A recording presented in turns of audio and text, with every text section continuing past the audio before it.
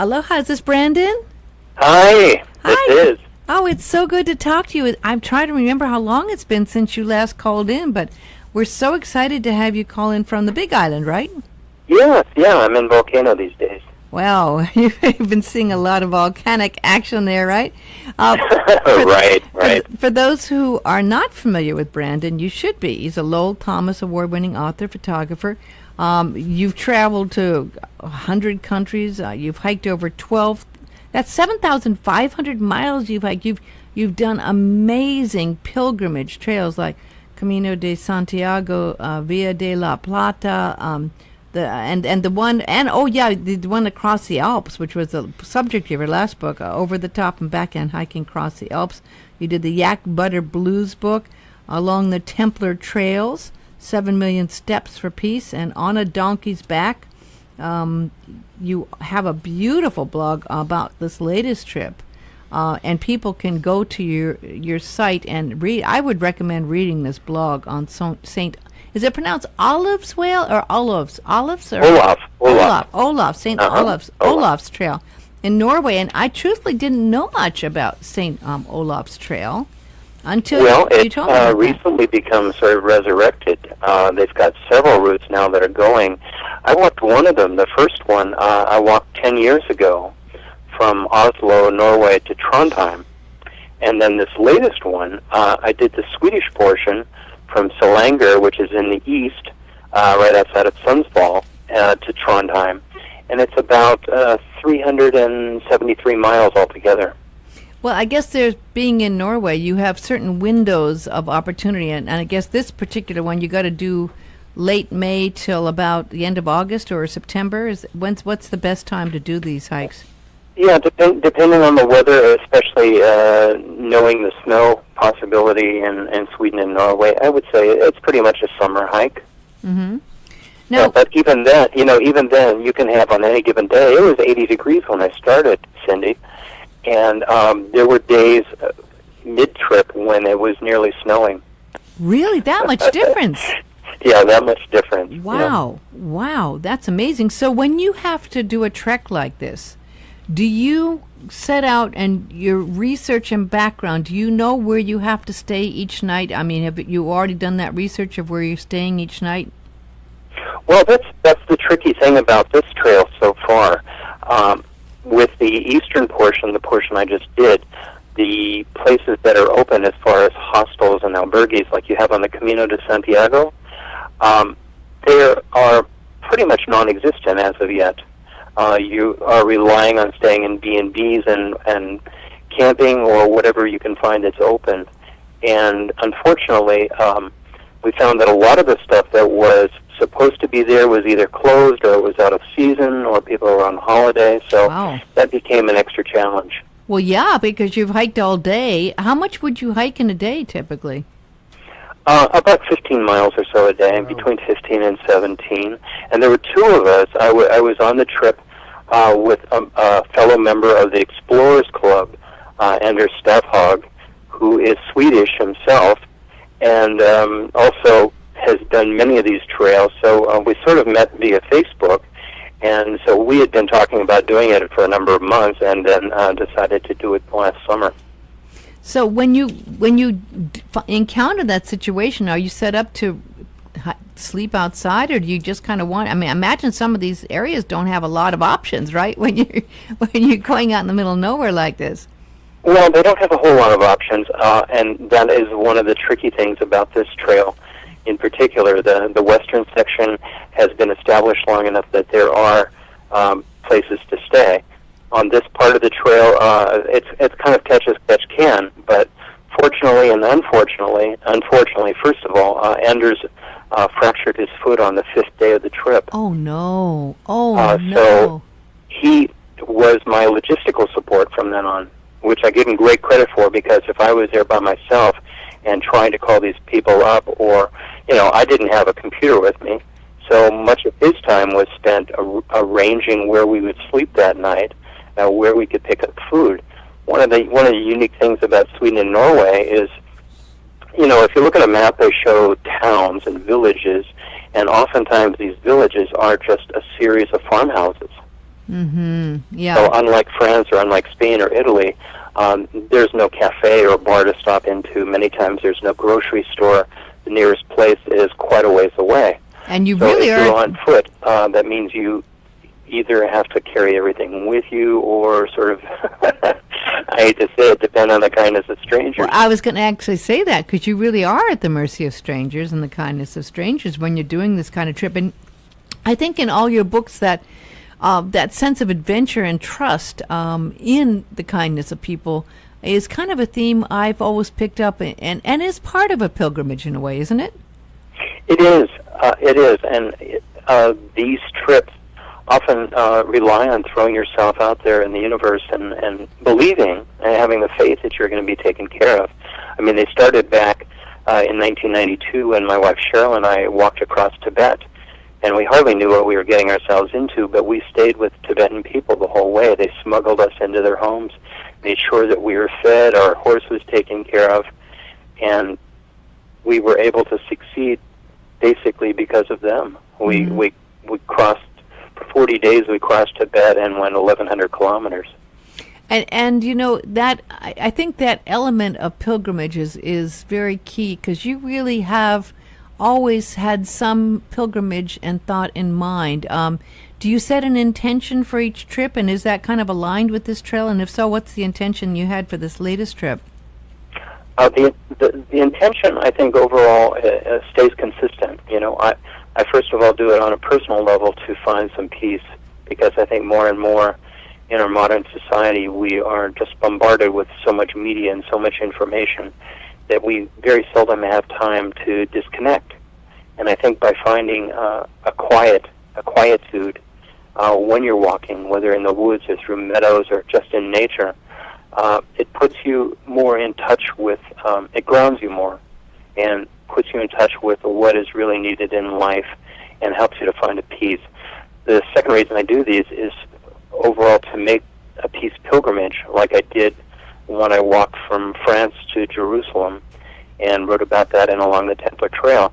I wanted to follow the trail of the original Crusades, except to transform it today into a path of peace that other people can follow. So I wrote this book, which is sort of a guidebook for other people based on our experiences.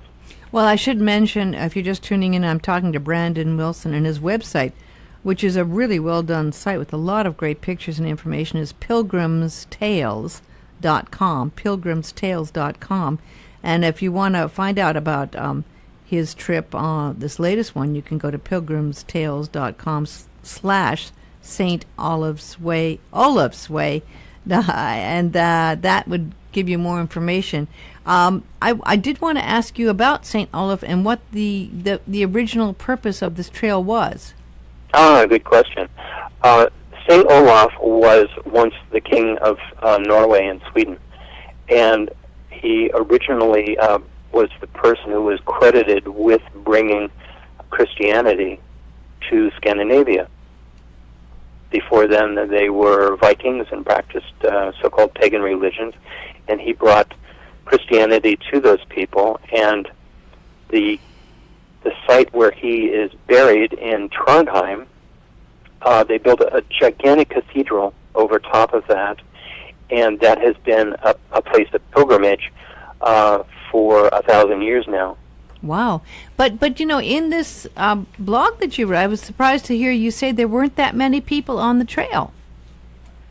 No, it's a trail that's still relatively in its infancy. I think the western portion, like I said, I walked 10 years ago from Oslo, is much more popular, but even still, it's relatively unknown when you compare it to the Camino de Santiago in Spain.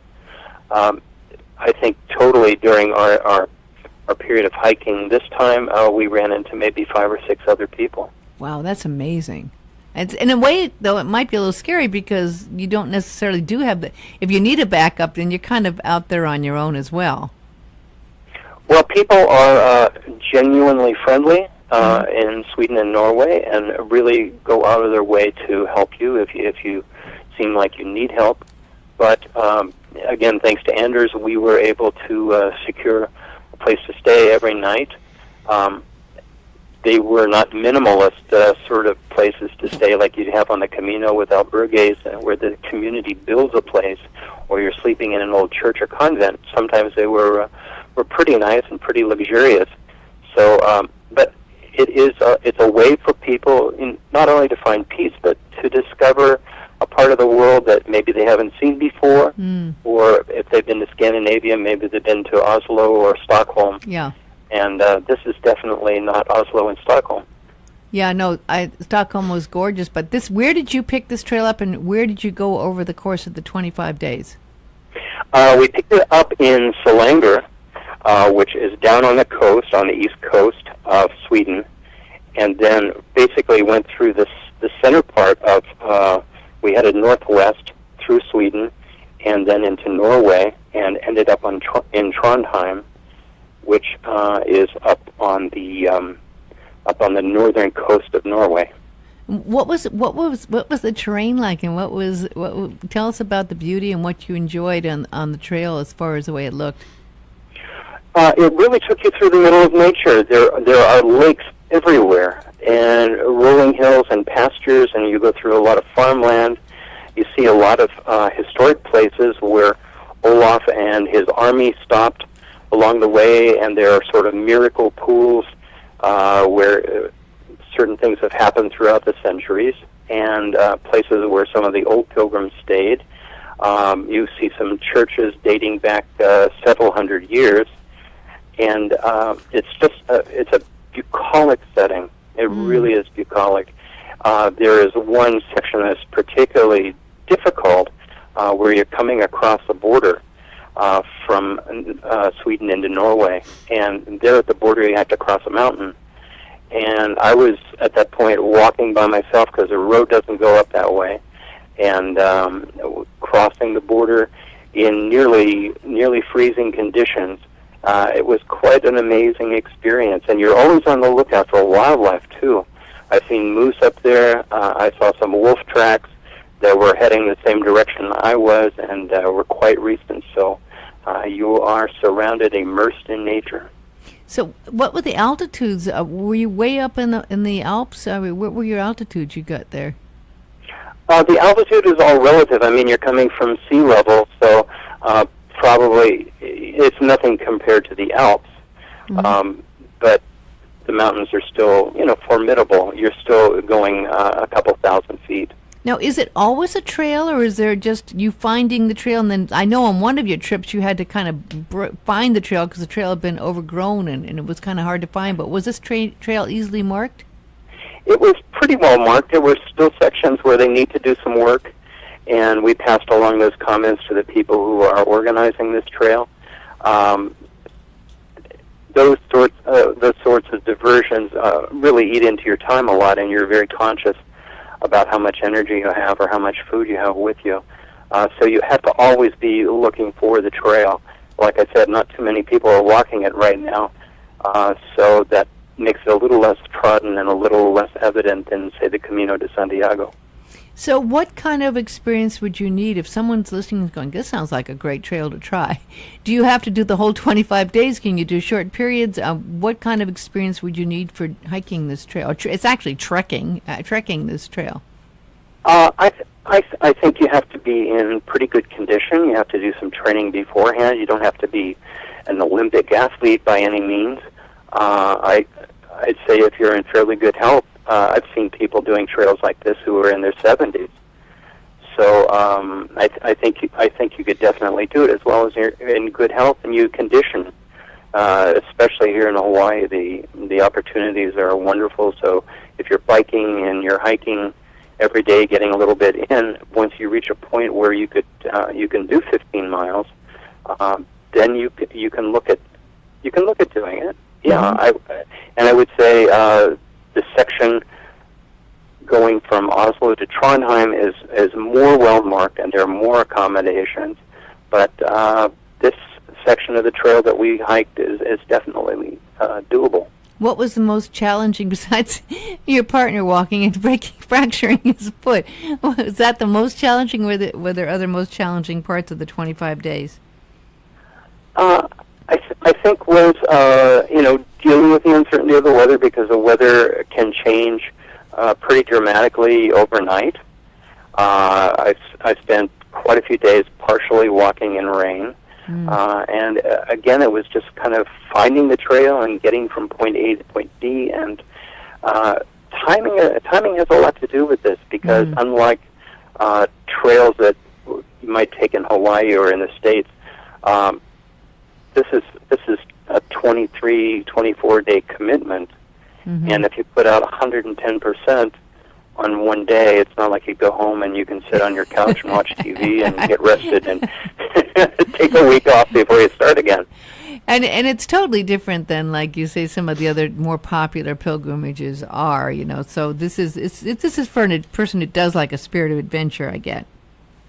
Yeah, I would say a spirit of adventure, and then plus somebody who just wants to really get out and experience nature, who enjoys a bit of solitude and a chance to meditate or whatever you like along the way.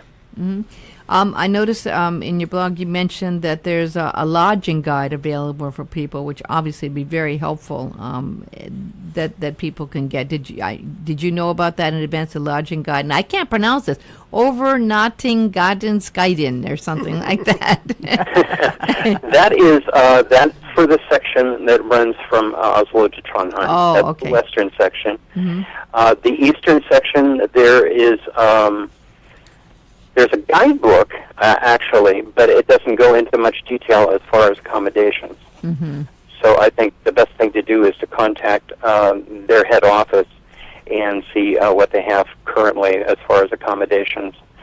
You can go online and check. But again, simply because they're listed doesn't mean that they're open. And what we found, we started out with a listing, and some of the places that were listed for accommodations within that particular village, when we got there, we found that, oh, yes, they're there, but they're 15 kilometers away. Which, if you're walking, it's another 4 hours. Oh, no. I mean, I could just imagine. It's like, oh, in the wrong direction. Oh, no. So what is the office connection? Where do people find out through the office? They can contact the office in Oslo, and I have that on the website as well. And your website that they should go to is pilgrimstales.com? Yes, Well, you're also very helpful, and you happen to have an amazing Facebook site, too, because you always have these great pictures, fabulous photos that you put up from your trips. I know you spent was it 2 years in the Dolomites? 4 years, actually, in the Dolomites. Years. Wow. My wife and I had the opportunity to walk the Via Alpina from Trieste, Italy, and it goes the backbone of the Alps. If you can imagine climbing a mountain every day. I can't. This is why this trail is all relative as far as physical demands. But we climbed a mountain every day, and then ended up at the end in Monte Carlo. Wow. That I could imagine. That was about a 4-month journey. Wow, amazing. Well, you always do beautiful writing. You are an excellent writer, and I know you used to live here in Makawao town and did a lot of wonderful talks, and I think we kind of miss having you here. I know you're over there on the Big Island now. What's your next adventure, Brandon? I always kind of wait to listen to the call. I don't plan these things too much in advance. But invariably, somebody will approach me and say, hey, I'm planning a trip, or hey, have you heard about this certain trip? So at this point, I'm just leaving myself open to the possibilities. I'm going to be working on a new book about this experience, and just relaxing, enjoying being back in Hawaii, and taking things as they come. But, it's too bad all the bookstores in Maui are pretty much closed. I know. Well, I have to say there is a really nice one called the Maui Friends at the Library and the Queen Kamana Center, and they also have a location in Lahaina. And I love them. It's a big store. The one at the Queen Kamana Center is excellent, and they really support local authors. I did a book signing for my new book out there just recently, and they were wonderful. And so you really should. They're great people. There's another Cindy that works there, so you should definitely contact her and have her get some of your books. Yeah, if you could send me the information, I'll Will. be sure to get in touch with her. Yeah, and maybe you can come over and do a book signing and do a little talk. I mean, you give excellent talks as well. So Well, I've done a lot on Maui, and also did the Rotary clubs, and went over to Oahu and the state library, and did the literacy program, the Maui Literacy Festival, a couple of years. So I'd love to come back to that and tell everybody about the Alps at this point, and about this trail. yeah, excellent. Well, we'll be looking forward to your next book. It's always great talking to you, Brandon, and I know you'll have another excellent adventure just waiting. I can never quite figure out how you can do such exciting treks and stay in shape to do all those treks, but you seem to do it, so good for you. Well, knock on wood, faith is an amazing thing, and you don't know until you try. Well, that's true. That is true. Well, great talking to you, Brandon, and a big aloha from Maui to the Big Island, and hopefully I know I'll stay in touch at least through Facebook, okay? Okay, Cindy. Thank you. Good talking to you and all your listeners too. over on Maui. Aloha. Aloha.